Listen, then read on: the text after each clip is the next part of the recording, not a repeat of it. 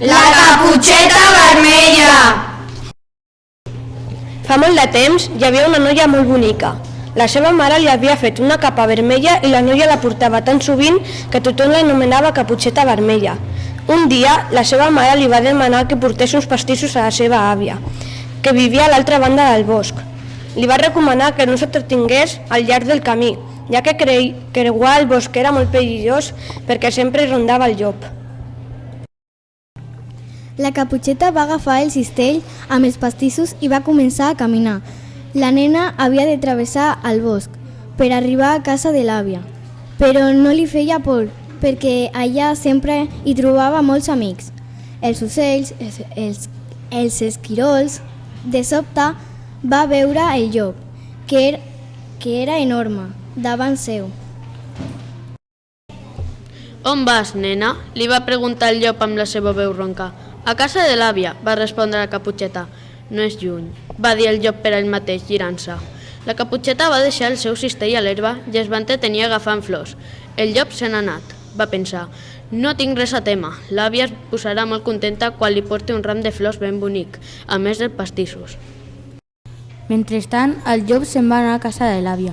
Va trucar suaument a la porta i la velleta va obrir pensant que era la Caputxeta. El llop va devorar l'àvia i el va posar la gorra rosa de la malaurada velleta. El va ficar al llit i va tancar els ulls, però no va haver d'esperar gaire estona, perquè la Caputxeta va arribar de seguida tota contenta.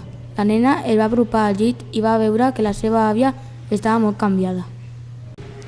«Àvia, àvia, quins ulls més grans que tens! Són per veure-te millor», va dir el llop tractant d'imitar la veu de l'àvia.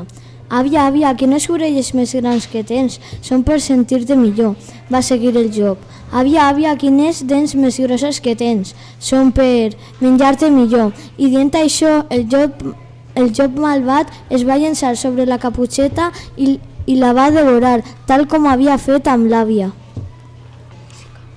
Mentrestant, un caçador que havia vist que el llop entrava a la casa de l'àvia i, sospitant les seves males intencions, va decidir anar a donar-li una ullada per veure si tot anava bé. Va demanar ajut a un segador i tots dos van arribar a la casa. Van veure que la porta estava oberta i el llop estirat al llit, dormint de tan tip com estava. El caçador va treure el ganivet i va obrir el ventre del llop. L'àvia i la Caputxeta eren allà i vives. Per castigar el llop malvat, el caçador li va omplir el ventre de pedres i després el va tornar a tancar. Quan el llop es va despertar, va sentir molta set i es va dirigir a un estany pròxim per beure. Com que les pedres pesaven molt, va caure a l'estany de cop i es va ofegar.